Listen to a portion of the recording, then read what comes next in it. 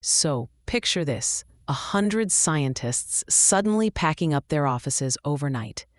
Makes you wonder, can climate research withstand that kind of political shakeup? Right? And today's May 11, 2025. Just last week, the Trump administration dismissed all 400 volunteer scientists from the National Climate Assessment. That's the key federal report for U.S. climate policy, isn't it? Yeah, that's right. The National Climate Assessment, NCA for short, is actually required by Congress. It's really the backbone for understanding climate impacts across the U.S. Now, with all those scientists suddenly out, the 2027 report is, well, in serious doubt. But why is this such a big deal? I mean, there's other climate research out there, isn't there? There is, sure, but the NCA is different. It brings together federal, state, and independent scientists to make a truly comprehensive review. Without that, policymakers lose a really critical, peer-reviewed resource for things like disaster planning and adaptation. That's why the dismissal. Okay, so where do the American Meteorological Society and the American Geophysical Union fit into all this? Right after the news broke, those two groups, AMS and AGU, announced they'd step up. They launched a special collection across, I think, 29 scientific journals and invited climate scientists from all over the country to submit their work. It's not a total replacement for the NCA, but it does keep peer-reviewed research moving out to the public and to policymakers. That's a pretty big step.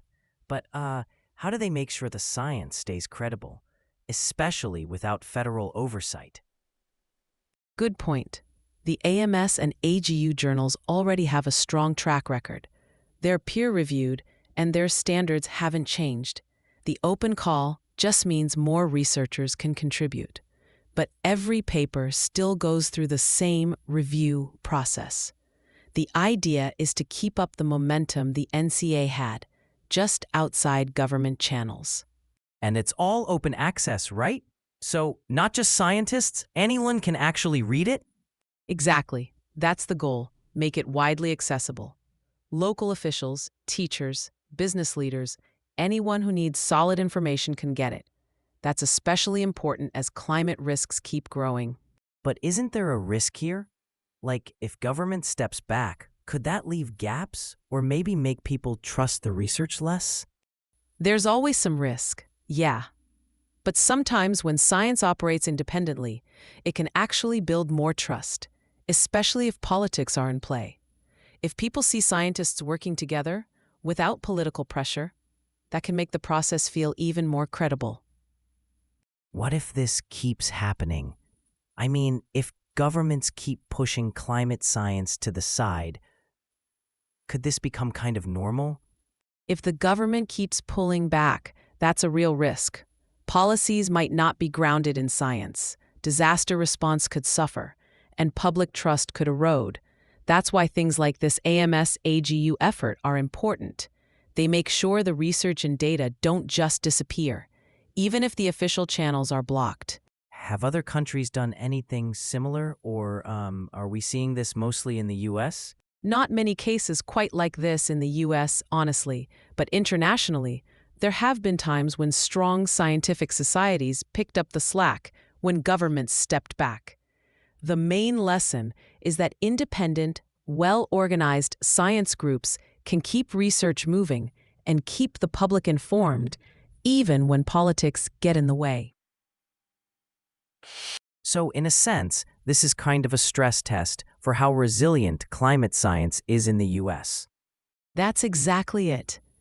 It's a test of how adaptable and protective the scientific community can be, no matter what's happening politically. The stakes are high, but so is the dedication to keeping the facts straight. Do you think this idea, scientific societies stepping up when the government steps back, is going to be more common? If political interference keeps increasing, I think it's possible we'll see more of this. It's a strong reminder of why independent institutions matter and how, even under pressure, science finds a way to keep going. So we've come full circle. Scientists working together to make sure the public stays informed, no matter what's happening in politics. Thanks for helping break all this down. And thank you for tuning in. Today we saw that climate research doesn't stop just because the politics get rough. Scientists are finding ways to keep the lights on and the facts coming. Stay curious, and we'll catch you next time.